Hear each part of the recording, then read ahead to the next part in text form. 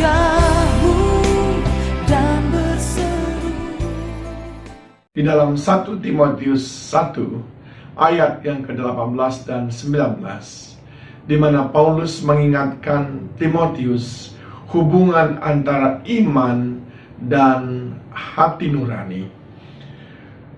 Di sini ada sebuah kalimat yang diucapkan oleh Paulus di dalam suratnya, yaitu iman yang kandas.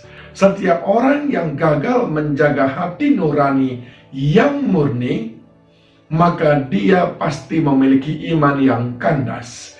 Jadi jelas Paulus menceritakan di sini betapa pentingnya hubungan antara dua hal, yaitu hati nurani yang murni dan iman yang kandas.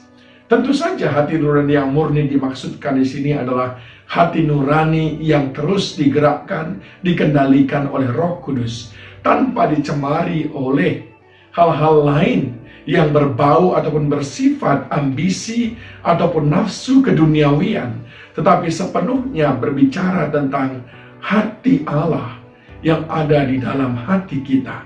Sedangkan iman yang kandas di sini, ini mengingatkan kita tentang Paulus yang memang sangat berpengalaman di lautan, dan dia tahu bahwa semua kapal yang kandas tidak bisa berbuat apa-apa.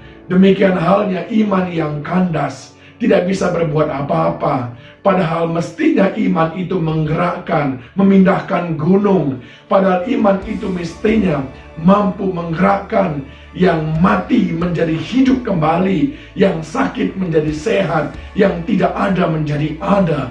Itu mestinya karya iman. Tetapi manakala iman kandas, maka iman tidak bisa berbuat apa-apa. Seperti kapal yang kandas di tengah lautan. Nah, apa biasanya yang membuat iman kita kandas? Dalam hal ini saya ingin sampaikan 3 hal yang membuat iman kita biasanya kandas. Yang pertama adalah terlalu berat beban. Kelebihan beban. Ini sama dengan kelebihan ambisi-ambisi, kelebihan keinginan-keinginan. Itu sebabnya dalam kitab Ibrani dituliskan, tanggalkan segala beban dan dosa yang merintangi, supaya jangan kandas, tetapi kita mampu berlari-lari pada tujuan, yaitu panggilan surgawi. Orang yang terlalu banyak ambisi, terlalu banyak maunya, cenderung akan kandas, sebab dia dibunuh oleh ambisinya sendiri. Dia dimandekkan oleh ambisinya sendiri. Yang kedua adalah, saudaraku, yang membuat kapal kandas adalah karena tidak mengikuti petunjuk. Sebetulnya di dalam pelayaran ada petunjuk-petunjuk di bagian mana saudara bisa berlayar, di bagian mana saudara tidak bisa berlayar, karena mungkin ada karang di bawah. Seandainya saja nahoda kapal Titanic mengikuti petunjuk-petunjuk, mungkin kapal itu tidak karam.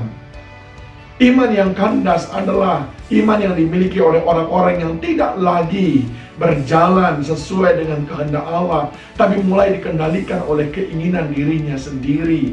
Dia mulai hidup sesuka hatinya, akhirnya kandas. Dan yang ketiga adalah yang membuat kandas, topan badai yang besar yang dia tidak sanggup untuk menanggungnya. Ini berbicara tentang cobaan-cobaan dalam hidup yang kita hadapi, yang kita tidak sanggup menanggungnya. Tentu saja kita tidak sanggup menanggungnya, sebab kekuatan kita tidak seberapa. Tetapi apabila kita bersama dengan Tuhan, Dia berkata kita cakap menanggung segala perkara. Orang yang mengandalkan kekuatannya akan kandas, sebab tantangan kehidupan ini jauh lebih berat daripada kekuatan yang ada pada kita. Kekasih Tuhan, hati-hati. Peliharalah iman saudara. Tetaplah tegak berdiri, sebagaimana dikatakan oleh Paulus dalam 2 Korintus. Dia berkata seperti ini, saudaraku, ujilah dirimu. Ayat yang kelima sendiri, ujilah dirimu sendiri apakah kamu tetap tegak di dalam iman. Selidikilah dirimu apakah kamu tidak yakin akan dirimu bahwa Kristus Yesus ada di dalam diri kamu. Sebab jika tidak demikian, kamu tidak tahan uji. Kiranya Tuhan memberkati saudara semuanya. Salam. Kaulah harapan